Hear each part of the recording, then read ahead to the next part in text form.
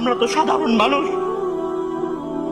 আমরা কোনো রাসূল নই, আমরা কোনো সাহাবী নই, ওলিয়া উলিয়া নই।